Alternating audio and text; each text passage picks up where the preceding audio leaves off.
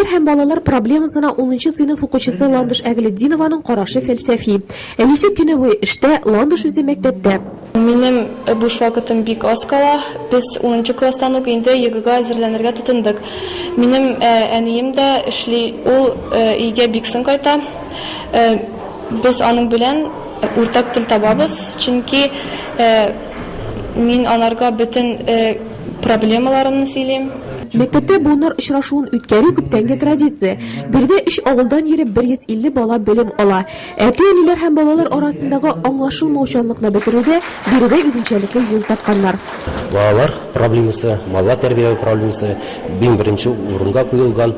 Чөнки бала тәрбияләү безнең эш юнәлештә була. Беренче бала семьяда, мәктәптә һәм җәмгыятьтә тәрбияләргә тиеш. Ва шу проблема күз алдына китереп без мәктәпләрдә түгәрәк эшләр булдырабыз. Һәм үзебезгә булган проблемаларны һәм ишкән уңышларыбызны бергә ирешеп, алдагы секендә аны төшерергә бергә планнарын төзибез. Әти-әни өчен иң зур байлык ул балалар. Күпләре моңа аралашуга корылган бәйрәм чарасы барышында төшенде. Балалар белән бергә решать итәргә проблемаларны уңайрак инде. Укытучылар белән җыелышып, бөтенсе классы белән бик әйбәт инде, мин дип саныйм.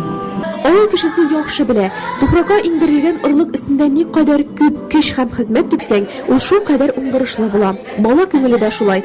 Үзенә карата күрсәтелгән игътибарны, мәхәббәтне сеңдерә һәм булар барысы да аның булачак уңышларына яки киресенчә проблемаларына нигез булып тора. Гаиләдәге һәм әти-әниләр һәм балалар арасындагы татулык та шуңа бәйле.